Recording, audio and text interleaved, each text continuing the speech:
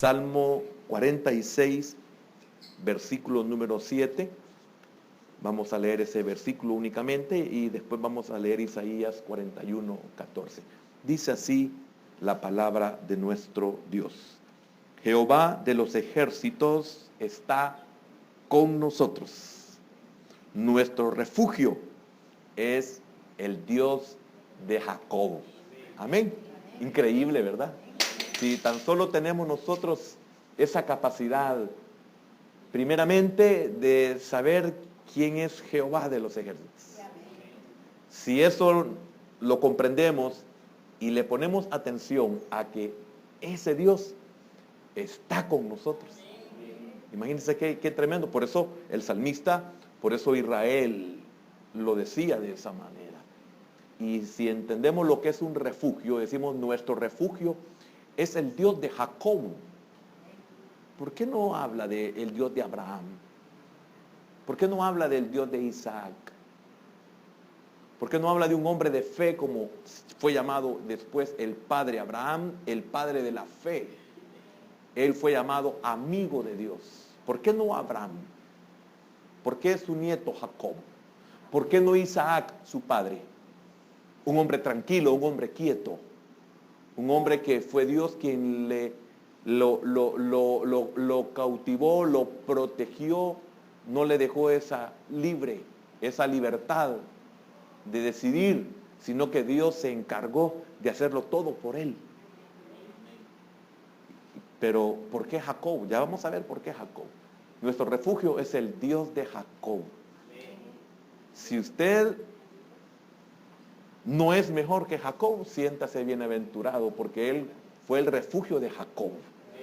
Amén. Isaías, capítulo número 41. Ya dan ganas de predicar solo de eso, ¿verdad? ¿Verdad que es bien increíble eso? Ya se imagina la emoción que uno siente. Es por eso que muchas veces cuando estamos leyendo, o los que predicamos especialmente, yo sé que a usted le pasa en su silla cuando leo, cuando estamos de pie, o en su casa, pero es increíble cómo cuando se está leyendo, aún cuando lee con sus pensamientos, no con su boca, usted no puede seguir porque se emociona, su garganta se le cierra, sus ojos brotan agua, usted se conmueve y no puede seguir leyendo porque aunque usted quiera, no puede seguir. Las lágrimas hacen que usted ya no pueda ver bien. Y usted comprende esos remas de Dios. Así era este pueblo, el pueblo de Israel. Isaías, capítulo 41, versículo número 14. Mire, oiga, lea. No temas, gusano de Jacob. Oh vosotros, los pocos de Israel, yo soy tu socorro, dice Jehová. El Santo de Israel es tu Redentor. Increíble. Démosle un aplauso al Señor, hermano. Sí, Señor, gracias. Gracias, Señor. Padre bueno, oramos para que tú nos seas propicio. Señor, qué maravilloso tener un Dios así. Qué maravilloso es entender, saber y aún comprender quién fue Jacob y qué hiciste tú de él. Señor, eso nos da a nosotros una gran esperanza. Eso, Señor, nos consuela. Eso nos hace creer y esperar. Eso nos motiva, Señor, a no renunciar a esta vida. No porque no nos guste, sino porque nos duele en lo más profundo de nuestro ser no ser agradables como tú, como ese Dios que conocemos y te has revelado, lo mereces. Señor, gracias por este tiempo. Te bendecimos y nos alegramos a los pocos de Israel, Señor, porque somos minoría en este mundo, Señor, pero gracias por esta fidelidad que tú tienes para con nosotros y especialmente esta perseverancia que tú tienes con nosotros. En el nombre poderoso de Jesús hemos orado y abrimos nuestro corazón, Señor, para que sea lleno de tu palabra, sea lleno de tu presencia, sea lleno de tus promesas. En el nombre de Jesús oramos y te damos gracias. Amén, Señor, y amén. Por favor, hermano, tome su asiento.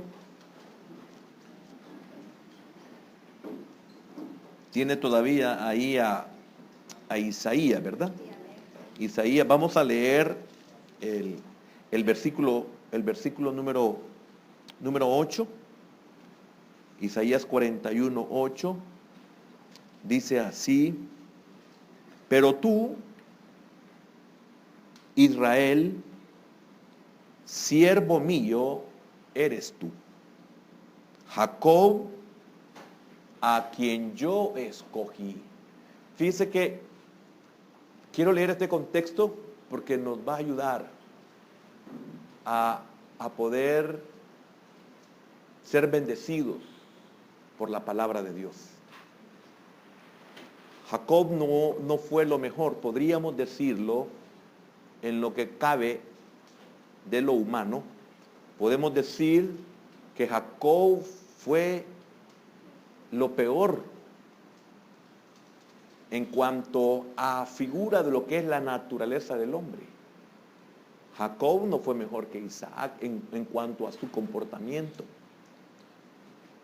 mucho menos que fuera mejor que Abraham.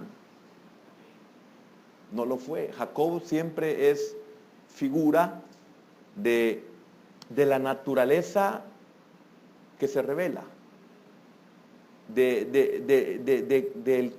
aquel que le es fácil engañar, de aquel que le es fácil usar cualquier artimaña para poder lograr cualquier objetivo, no importa cómo.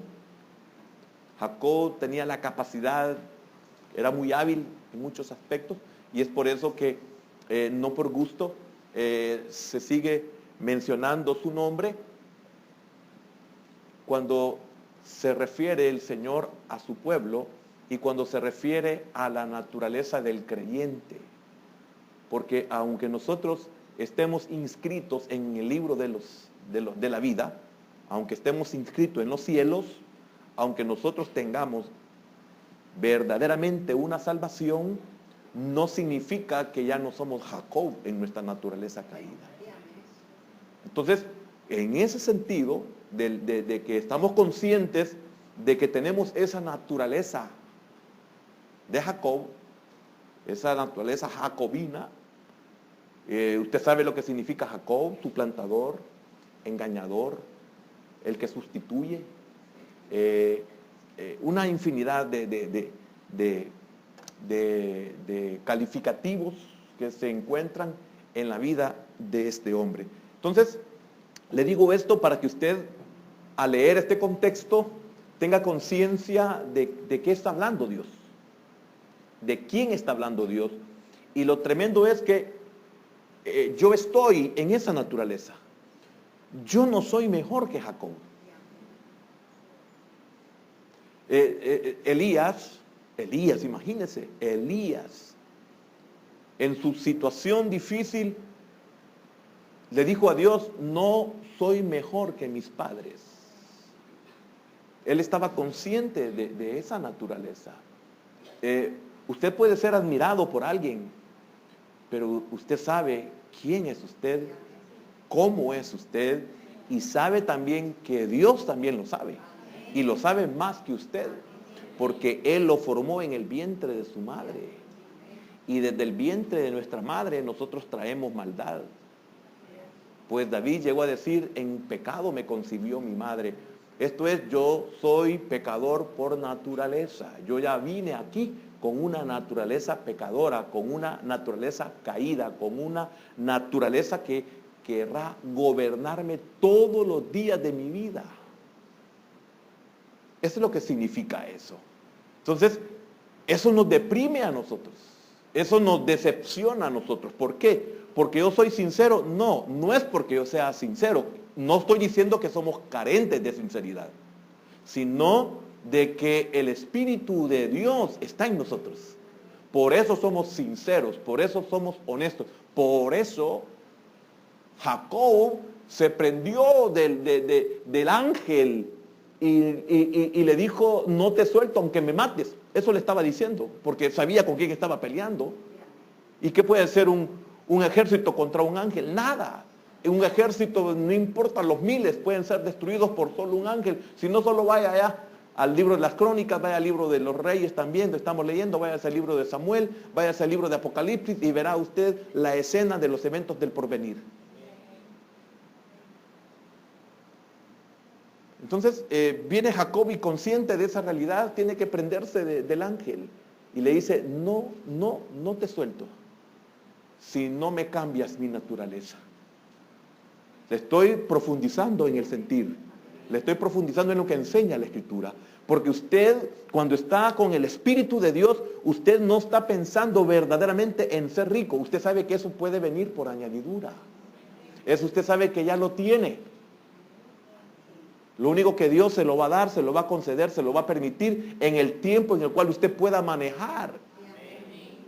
Normalmente esto viene cuando usted ya ha aprendido a contentarse, no importa lo que usted esté viviendo, sea abundancia o sea escasez. Ahí es donde usted tiene todo a la disposición. Pero cuando viene eso, ya no lo necesitamos. Lo despreciamos. Ya no cambiamos. Y así como en lo humano, hablo de naturaleza caída, en lo humano le vamos perdiendo valor a las cosas.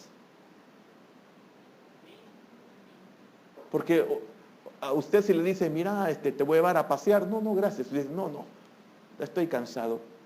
No, vaya a ser que me enferme. No quiero que me caiga una gota de lluvia, me voy a enfermar. Pero usted de 14 a 20, a 25 años, usted decía, vámonos. Hoy dice, no, gracias. O sea, vamos a ir a comer, yo te invito. No. Y cuando éramos jóvenes, todo el tiempo queríamos ser invitados porque no teníamos dinero. Qué chivo me invitan, decía uno. Pero ahora usted tenga o no tenga, dice, no, ahí tengo frijolito, una tortilla tostada, le echo un poquito de queso, ya me dio hambre. Y me la como, hago un tecito, hago una milechita de soya, ni modo, porque ya no tolero la lactosa. Entonces ahí ya tengo, ya no le importa que engañar al cuerpo creyéndole que le está dando leche cuando usted sabe que no es leche. Y cuando estaba joven, aunque le dijeran eso es malo, usted se lo tragaba. Ve cómo cambia. Entonces, imagínense en lo espiritual. Si en lo caído vamos madurando y aún vamos evolucionando, imagínense en lo espiritual.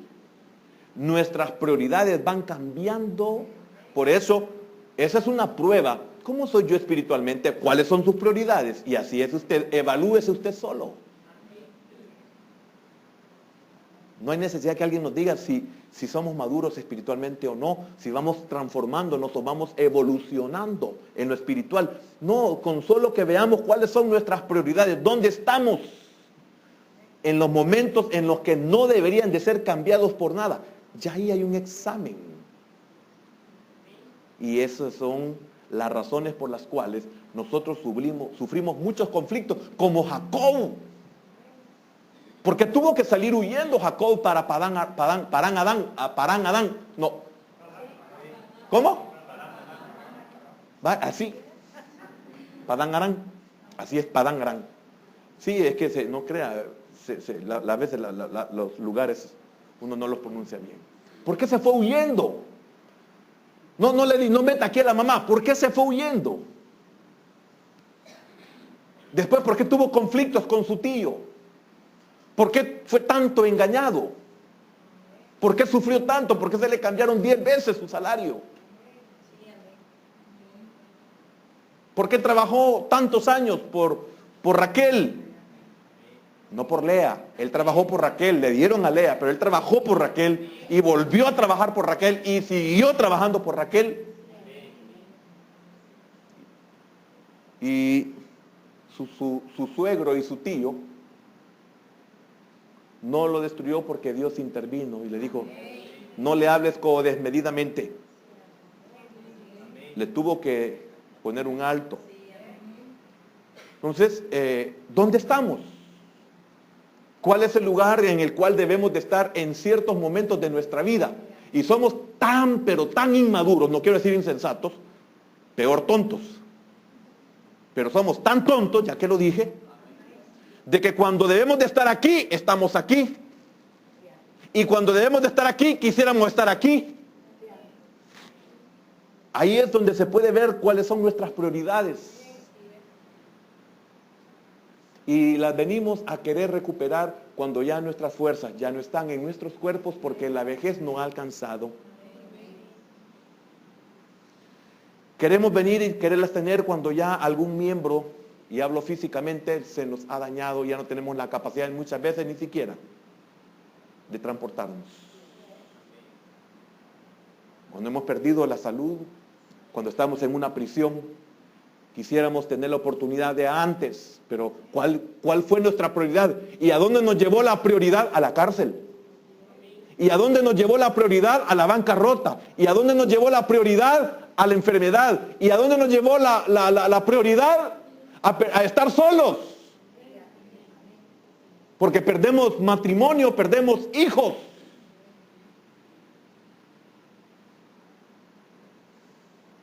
No es lo mismo estar solo por leyes de la vida normal que porque nosotros hemos propiciado estar solos.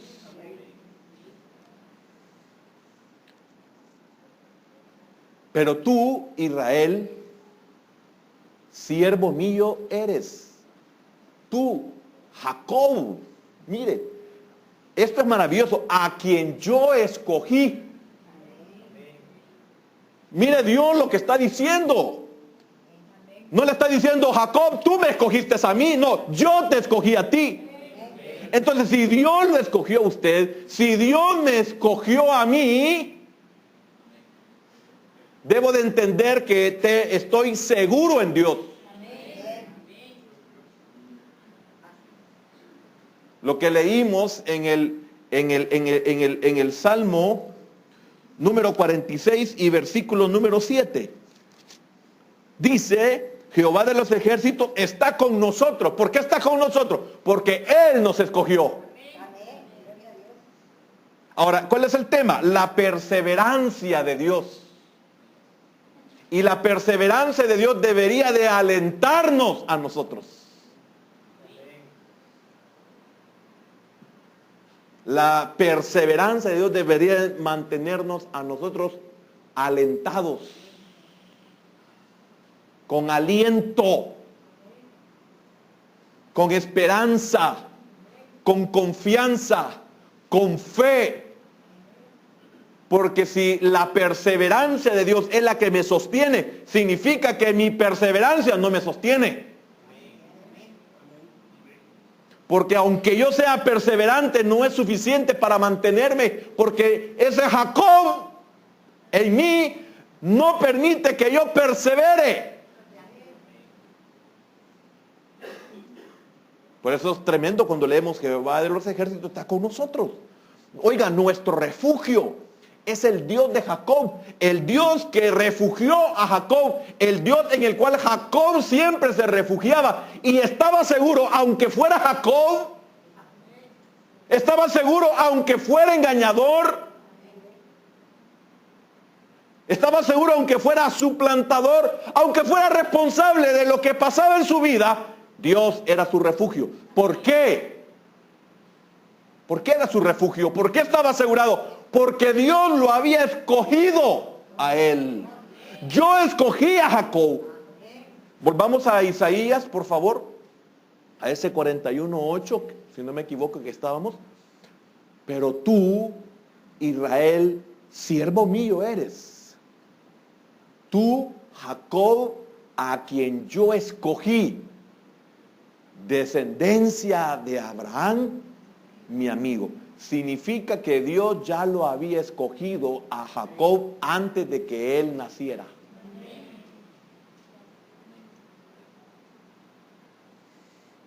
Lo escogió en Abraham. ¿Que acaso Dios no sabía que de Jacob iba a salir Israel cuando apenas estaba todavía en los lomos de Abraham?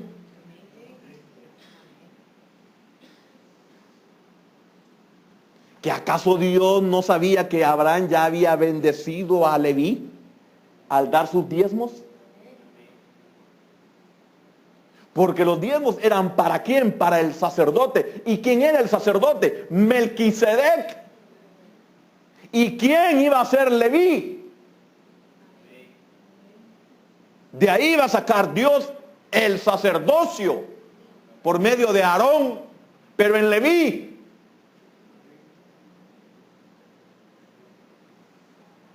Entonces, yo lo escogí. Si usted está en los caminos del Señor, Él la escogió. Amén.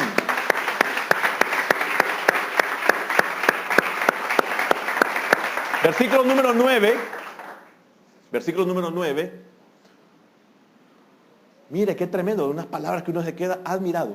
Porque te tomé de los confines de la tierra y de tierras lejanas te llamé. Oiga, qué tremendo.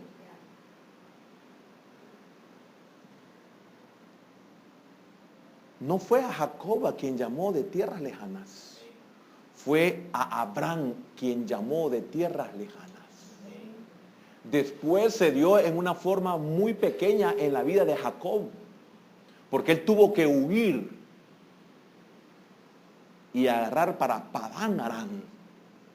Y aún Dios tuvo que tratar con él para atraerlo, para recuperarlo. ¿Qué es lo que Dios tuvo que hacer en nosotros para llevarnos cerca de Él? ¿Qué medios ocupó Dios? ¿Qué situaciones ocupó Dios?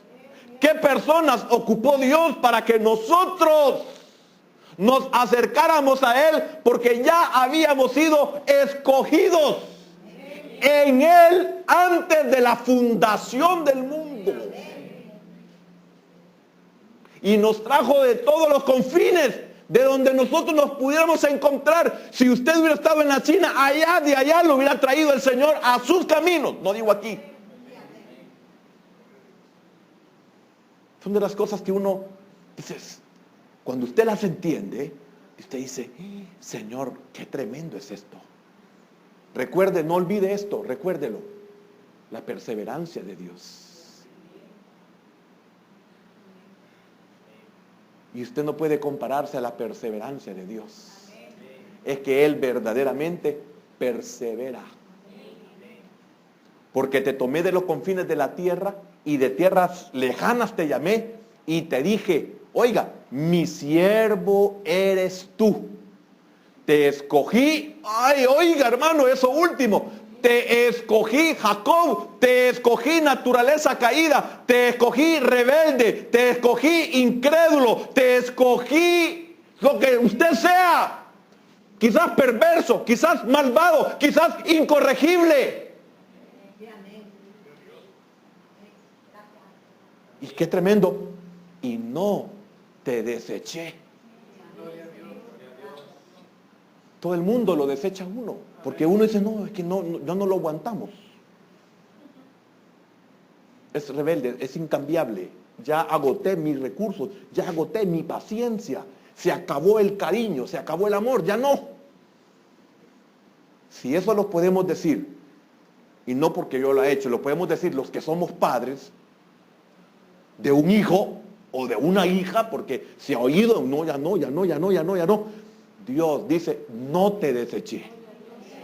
Yo te escogí, yo sabía cómo eras, yo sabía cómo te ibas a comportar, yo sabía lo que ibas a hacer, yo sabía para dónde ibas a agarrar, yo sabía a quiénes ibas a engañar. No te deseché. No desechó a Jacob.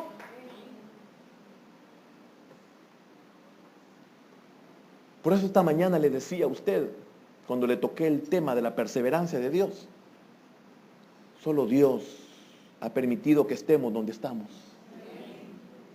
Por su perseverancia, porque no nos desechó. Solo Dios no nos desecha. Te escogí y no te deseché. Versículo número 10. Mire, increíble. No temas, porque yo estoy contigo. ¿A quién se lo dijo? A Jacob. ¿Y está consciente usted quién es Jacob ya?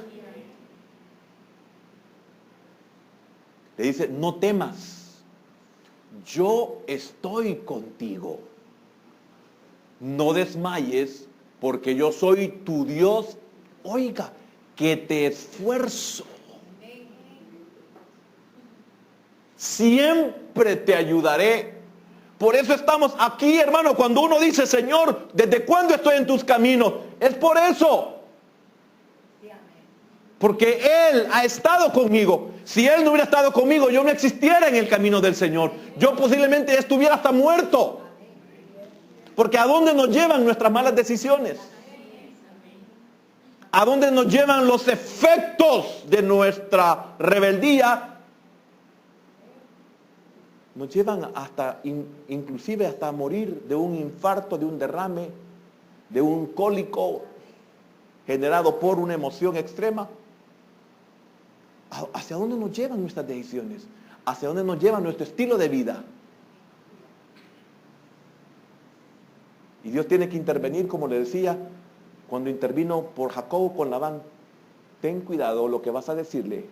Le está bien, ten cuidado lo que vas a decirle a mi siervo. Ten cuidado lo que vas a decirle, porque yo lo escogí y en mi escogitación yo preordené y iba a llegar hasta donde ti para que tú fueras un moldeador de su alma. Pero solo eso, cuidadito con hacérmele algo.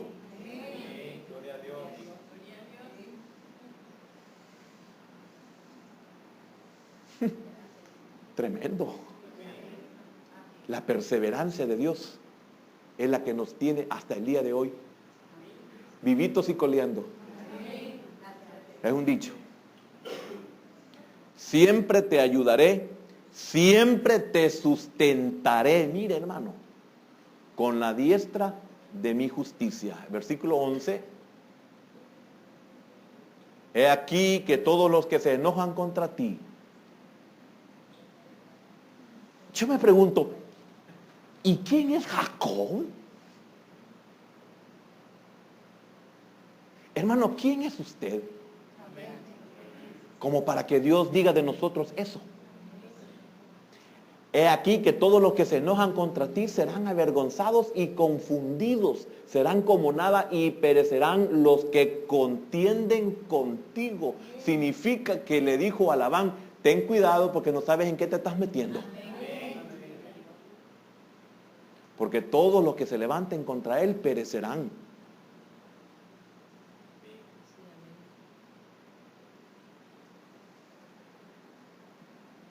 Qué tremendo, hermano. Qué privilegio el que nosotros tenemos de la perseverancia de Dios con nosotros. Versículo número 12. Buscarás a los que tienen contienda contigo y no los hallarás.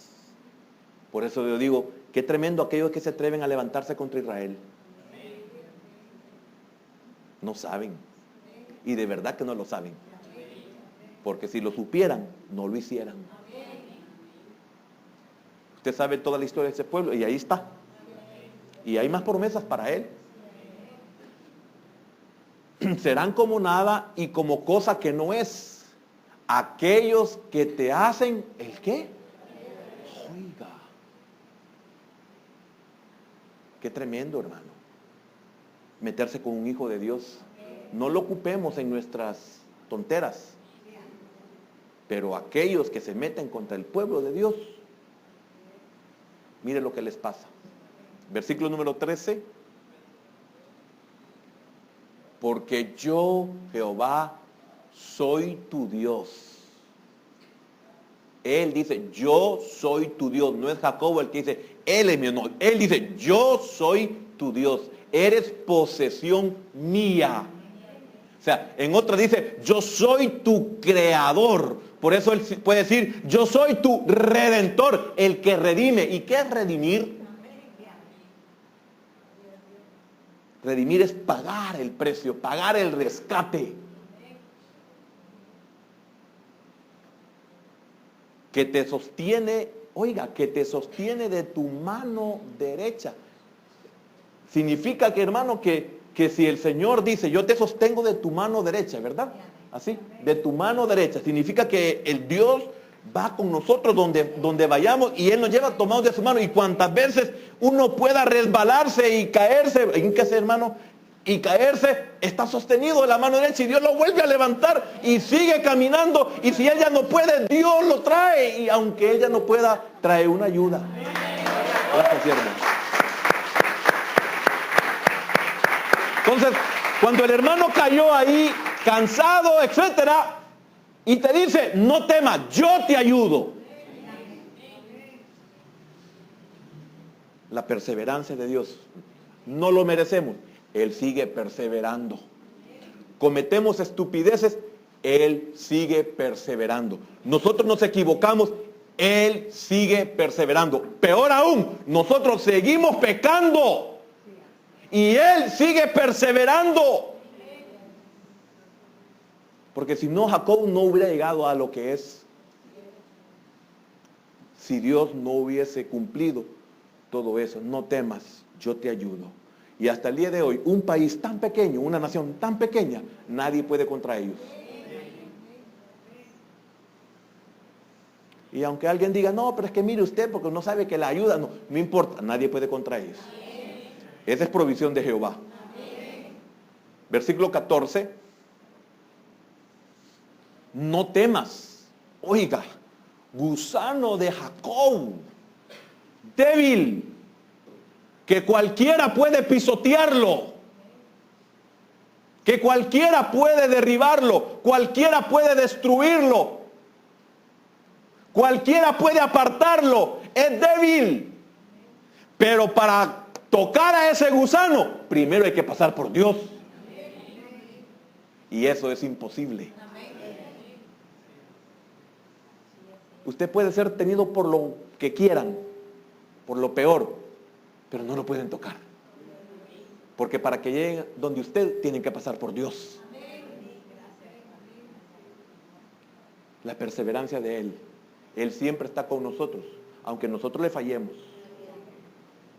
No temas, gusano de Jacob, oh vosotros los pocos de Israel, yo soy tu socorro, dice Jehová, el Santo de Israel es tu Redentor. Ahora, con esa lectura, hoy vamos a comenzar en cuanto a lo que es la perseverancia de Dios. Y esta debe de alentarnos. Fíjese que la doctrina de la perseverancia siempre ha sido dominante en la teología calvinista. Hay dos teologías y las dos están sustentadas por la palabra. La teología calvinista, que es la que enseña que la salvación no se pierde, si no me equivoco, no se pierde. Dios siempre se va a encargar de preservarnos. Y la teoría arminiana, de Arminio, la teología arminiana enseña de que la salvación se pierde. Los dos están sustentados en la palabra de Dios. Para mí, los dos tienen la razón. La diferencia entre uno y el otro en que sea efectiva en las personas es que todo depende. Si la persona es verdaderamente salva, Calvino tiene razón. Y si la persona no tiene la salvación, nunca la ha tenido, entonces Arminio tiene la razón. Por eso cuando hemos hablado de la salvación, no hablamos de los salvos, sino que hablamos de los que verdaderamente son salvos. Y eso solo Dios lo sabe. Y es por eso que en aquel tiempo serán los ángeles los que van a apartar de las ovejas a los cabritos.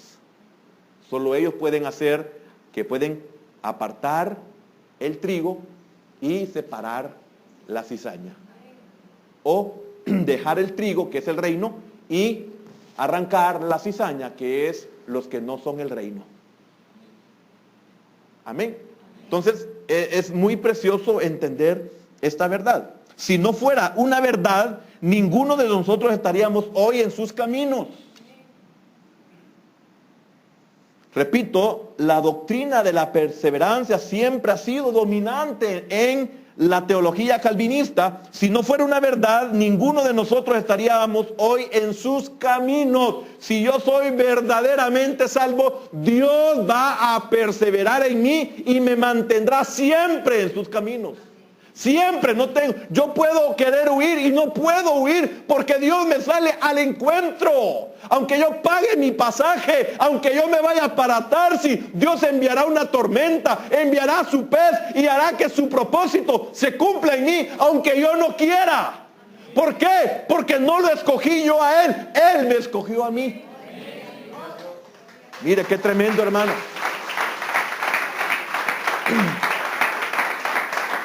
La perseverancia de Dios hará que el propósito de Él se cumpla. No depende en que si yo quiero o no quiero, si me gusta o no me gusta. ¿Cuántos de nosotros hemos querido huir de las cosas de Dios y no hemos podido? Nos hemos podido apartar, pero ahí viene algo que nos vuelve al camino. Y como lo hemos dicho en un tanto tiempo, ahí entramos, venimos a trota de chancho, decimos. Viendo para abajo, humillados, apenados, ni modo. No hay otro lugar, hermano, para mí. Y aquellos que un día dijeron, no vuelvo yo a las cosas de Dios, no vuelvo a congregarme, o no vuelvo a llegar a esa iglesia, hayan tenido que venir. No porque ellos hayan decidido regresar, sino porque Dios los trae.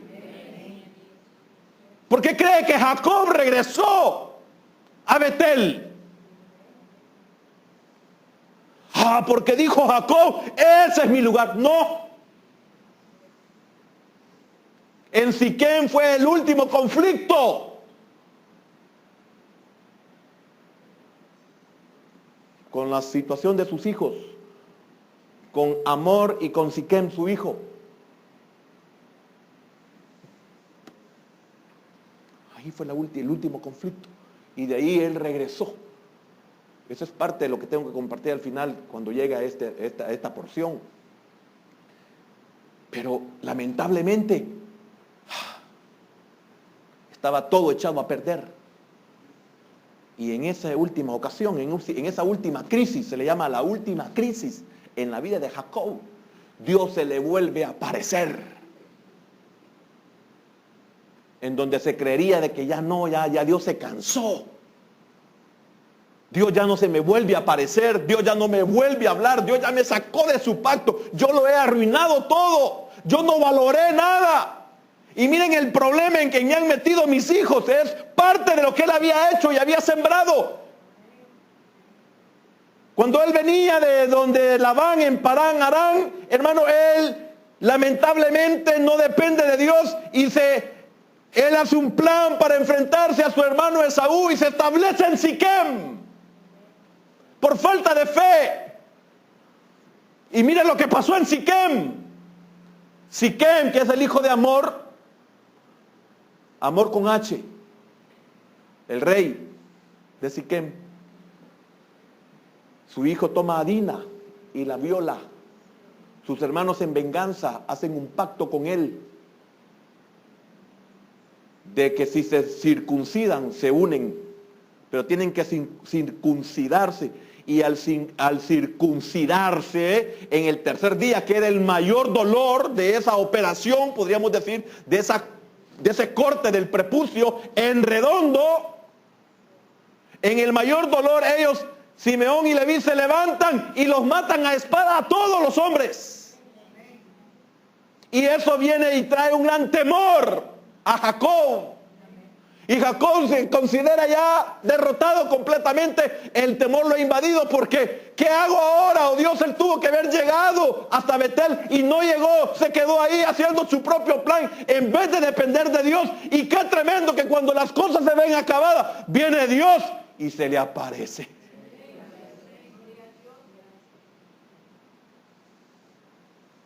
Qué tremendo, hermano. ¿Cuántas veces hemos echado a perder nuestra vida, nuestra caminata? Y Dios siempre nos cautiva. Y somos otros Jeremías.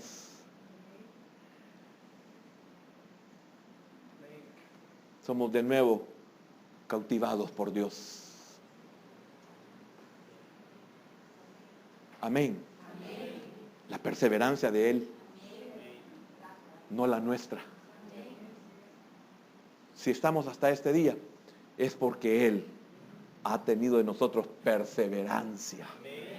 Entonces, no temas, gusano de Jacob, o vosotros los pocos de Israel. Yo soy tu socorro, dice Jehová. El Santo de Israel es tu Redentor. Entonces, si Calvino no tuviera razón con base bíblica, lógico, nosotros no estaríamos aquí. Qué bendición, no Calvino, no. Qué bendición es Dios. Calvino lo que ha hecho nomás es ocupar citas bíblicas para demostrar que usted y yo jamás vamos a poder escapar de Dios. Amén. Pablo tenía una confianza magnífica en la perseverancia divina. Pablo, veamos ahí Filipenses capítulo 1 y versículo número 6, que usted ya se lo sabe de memoria. Filipenses 1:6 dice, estando persuadido de esto, que el que comenzó en vosotros la buena obra, la perfeccionará hasta el día de Jesucristo. ¿Creía Pablo en la perseverancia de Dios? Sí, creía. Porque no está diciendo él, yo estoy persuadido de que yo voy a llegar hasta el final y me voy a perfeccionar. Eso no es lo que dice Pablo. Pablo confiesa, él sabe, él conoce de la perseverancia de Dios. Él está persuadido de que el que comienza la obra en uno, la perfecciona. ¿O no perfeccionó su obra ya que lo mencionamos hace un momento, en Jonás? Y quiero decirle algo, nunca le he compartido esto, de que el propósito de Dios lo permitió con un propósito, para que su siervo, para que su profeta llevara con un mensaje de revelación. Porque si él no huye y no hace todo lo que hizo, no hubiese sido él un mensaje de revelación. Entonces, lo que hizo fue perfeccionar a Jonás para que él llevara un mensaje. Y ese mensaje es un rema. Él iba a llevar únicamente una palabra, pero él llevó una vida con su propia vida. Qué tremendo, hermano, cuando uno entiende eso. Mire, quiero decirle algo, siervos, hermanos. No es que estemos hablando de que nos estamos justificando de que somos pecadores. No, no estamos hablando de eso. Estamos hablando de quién es Dios. Porque sí estamos muy conscientes de que si nos vamos a ir a donde no debemos ir, vamos a tener que pagar nuestro pasaje. Y si nos vamos a donde no debemos de ir, van a venir tormentas. Y si nos vamos a donde no debemos ir, vamos a perder nuestra vida. La perseverancia de Dios en su profeta, hermano, le devolvió la vida.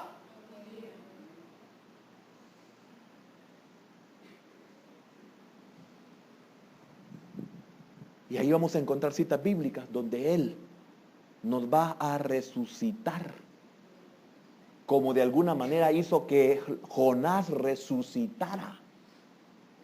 Y esa fue la señal que Él puso para todos aquellos que le pedían señal del cielo. Señal no tendrán sino la de Jonás. Entonces al final, Jonás era lo que Dios quería hacer de él.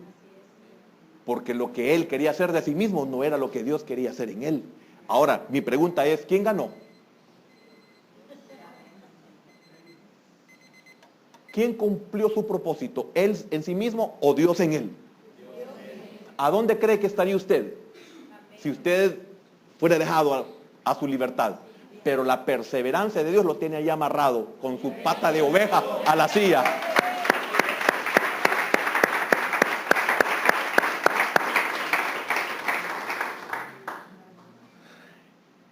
Él dirige nuestros ojos de insignificancia al poder y a la majestad de Dios.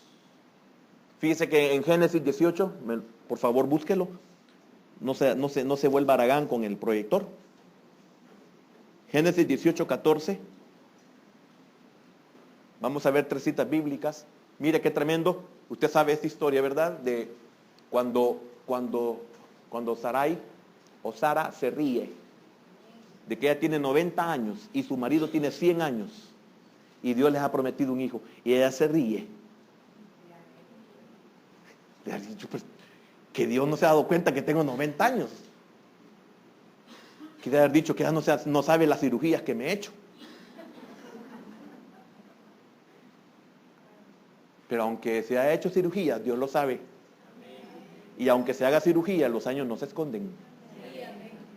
Algunos parecen samurái aquí con un gran moño aquí, de pellejos amarrados. Pero no tengo nada contra eso. Oiga, qué tremendo lo que Dios dice. ¿Hay para Dios alguna cosa difícil? ¿Crees que yo no te puedo perfeccionar? Por el contexto, no por la cita. La cita es que ¿acaso tú crees que no te puedo dar un hijo? ¿No puedes creer que le puedo dar vida nuevamente a tu matriz? ¿Crees que no le puedo dar vida a tus pechos para que amamanten? ¿Hay para Dios alguna cosa difícil? Oiga, al tiempo señalado volveré a ti, según el tiempo de la vida. Sara tendrá un hijo y tenía 90 años. Y era una mujer que ya no tenía costumbres. En Mateo capítulo 19, versículo 26. Y mirándolo Jesús les dijo, para los hombres esto es imposible, mas para Dios todo es posible. Hasta ahí nomás, vamos a dejar ahí esa cita bíblica. Él nos eleva de nuestro propio círculo ajustado a un propósito divino que no puede fallar. El plan de Dios en nosotros no puede fallar. Usted y yo fallamos cuantas veces nos equivoquemos y cuantas veces decidamos, pero el propósito de Dios en nosotros, ese no puede fallar. Ese no falla. En el libro de los Salmos, el Salmo 138, versículo número 8. Mire lo que dice David. Jehová cumplirá su propósito en mí. Tu misericordia, oh Jehová, ¿qué dice David? Es para siempre. No desampares la obra de tus manos. No es que la va a desamparar, ni es que la puede desamparar, sino que nuestra petición es, Señor, no detengas tu obra en mí, aunque sepamos que el Señor no va a renunciar jamás a la obra que está haciendo en nosotros, porque no puede renunciar, porque no es hombre para mentir, ni es hijo de hombre para arrepentirse. Por lo tanto, Él no va a dejar su obra. Pero nosotros que comprendemos esto, como creemos que Ezequías lloró, no porque él tuviera temor a la muerte, sino porque le dijo, Señor, así como me has tomado en cuenta en esta vida, yo quiero seguir en la otra. Si aquí soy tuyo, yo quiero también ser tuyo en el otro lado.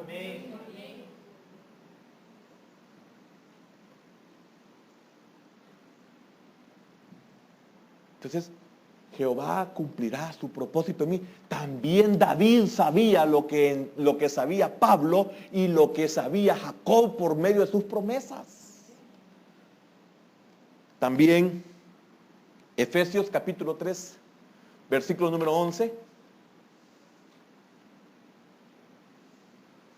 Mire, qué tremendo. La iglesia, el creyente, conforme al propósito que no es nuevo, no es terreno, no es desde la fundación del mundo. Desde la fundación del mundo es para el reino, pero desde antes de la fundación del mundo,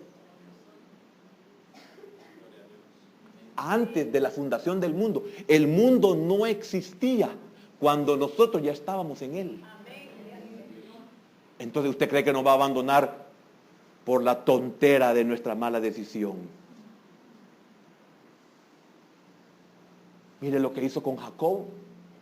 Hermano, cuando usted ve todas las crisis que vivió Jacob, y de todas las libró el Señor, de todas. Después de una situación, de un conflicto tremendo, se le aparecía a Dios. No temas, yo te escogí. Siervo mío eres tú. Qué tremendo, hermano. Eso no me sirve a mí para licencia. No, eso me sirve a mí, es cierto, para confiar, pero para estar con temor y temblor.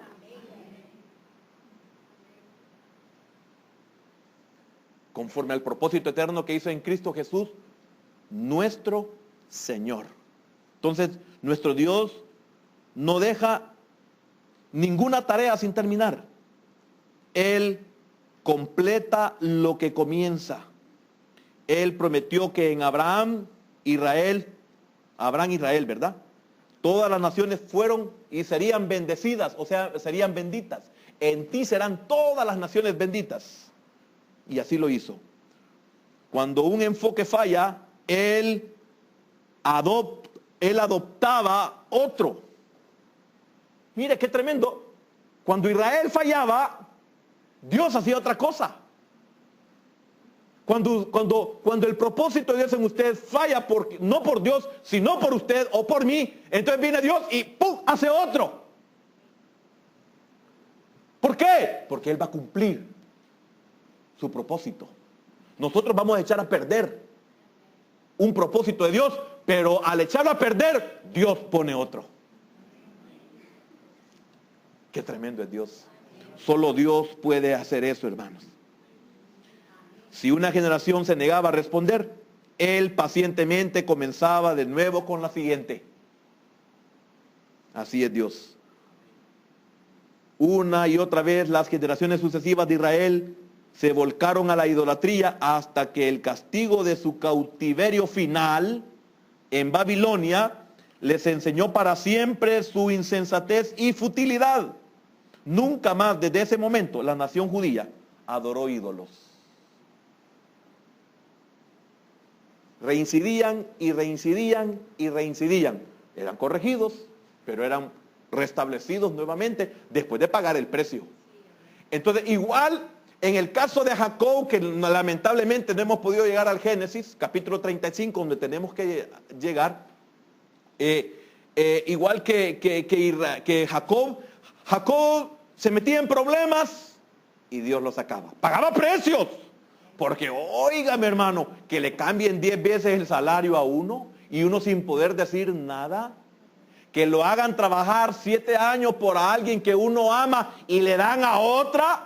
Y le exigen trabajar otros 7 años por esa que uno ama. Entonces ya me cuesta 14. Y así Dios, mire, desde ese tiempo Dios fue tratando y tratando y tratando y tratando. Y las incomodidades que vivió Jacob con Labán, su tío. Los hijos de Labán lo veían y hacían malos gestos. Y él tenía, como muchos de nosotros, que tenemos que soportar un montón de cosas porque estamos arrimados por nuestras malas decisiones. Porque estamos en quiebra económica por nuestras malas decisiones. Donde todo el mundo nos pela la cara. Donde nos dicen de que nosotros no somos, cuando vamos a solicitar un préstamo nos dicen usted no es sujeto de crédito. Usted gana muy poco, usted está muy endeudado, su salario a él no le pertenece a otro durante 20 años. ¿Y cómo sale usted de ahí? Sale así. Sale como chanchito.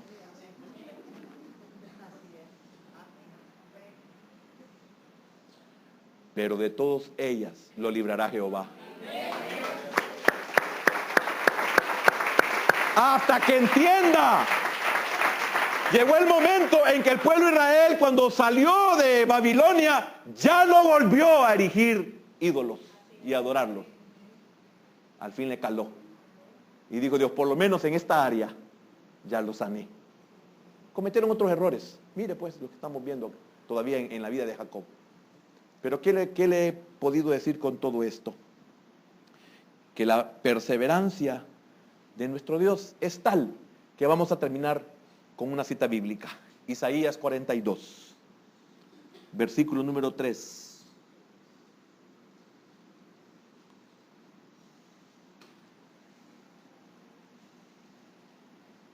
Mire lo que se profetizó de él. Usted ya la entiende, ya ha sido enseñado. Nosotros somos la caña cascada. No quebrará la caña cascada. Nosotros somos el pábilo que solo humea. No tenemos muchas veces ni siquiera llama. Estamos muriendo. Hemos arruinado nuestra vida. Hemos echado a perder todo. ¿Y qué dice Dios de eso? De los que somos caña quebrada, que no servimos para hacer música. Y que somos los que somos un pábilo que humea, que fuimos escogidos por Dios para que diéramos luz. Y no damos luz, estamos dando lástima. Y ya no hay nada más que hacer. Oiga lo que dice Dios de estos que somos así. No quebrará la caña cascada, ni apagará el pábilo que humeare. Por medio de la verdad traerá justicia. Versículo 4. No se cansará la perseverancia, ni desmayará hasta que establezca en la tierra justicia, y las costas esperarán su ley. Amén. Démosle un aplauso, Señor.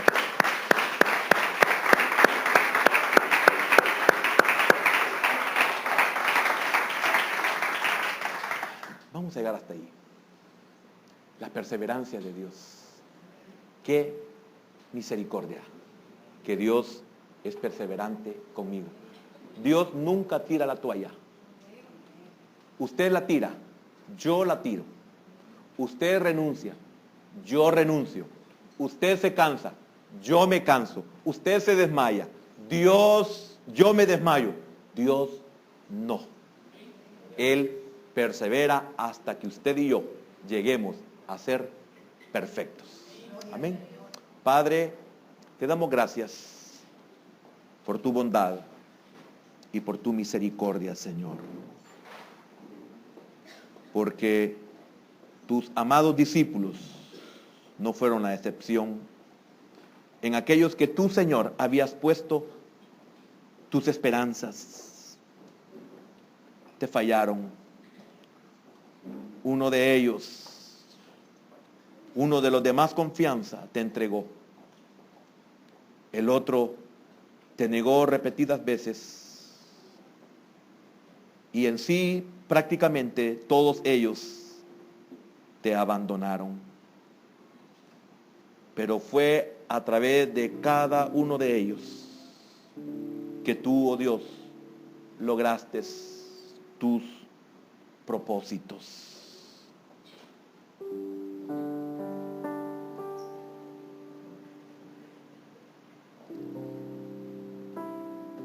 El que lo negó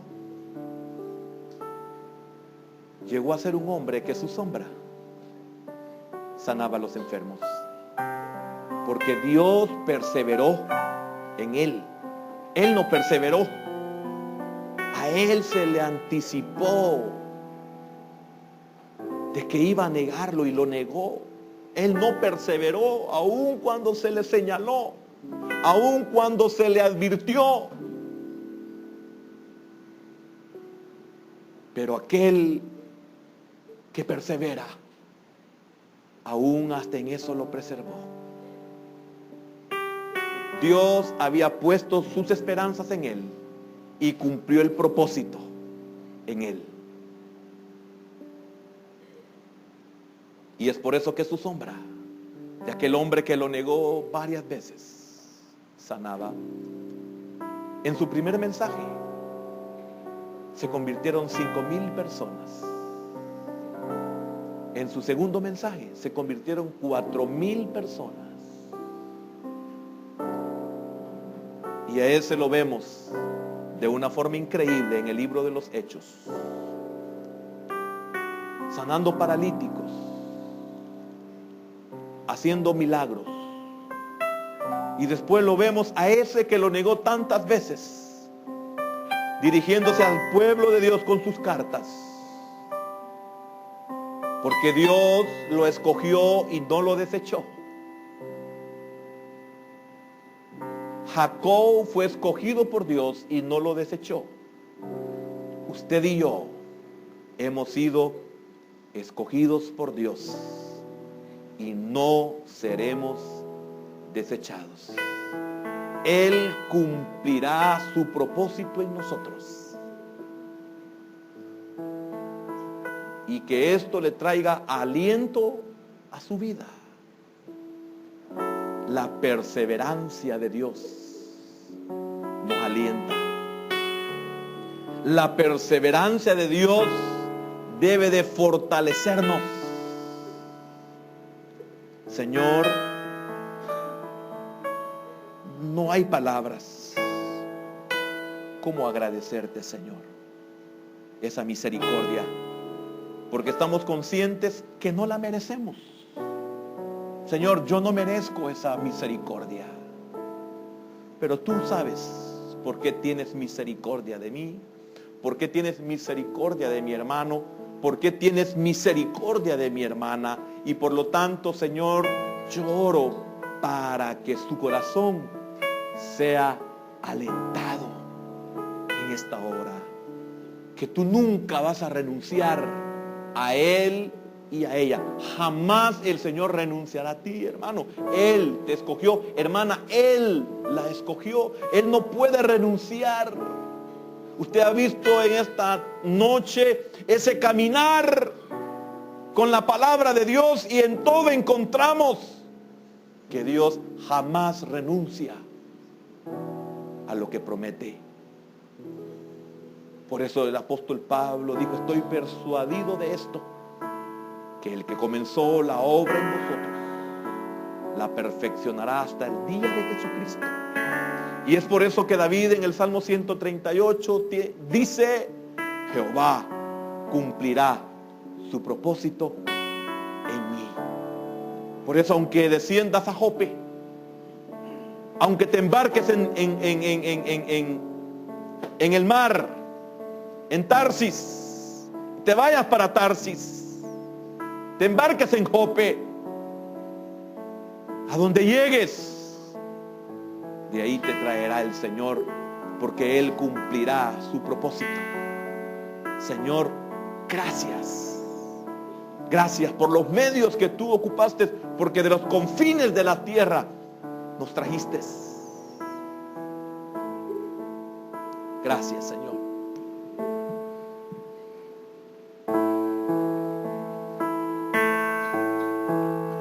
Tú me sedujiste con tu amor. Yo me permití seducir.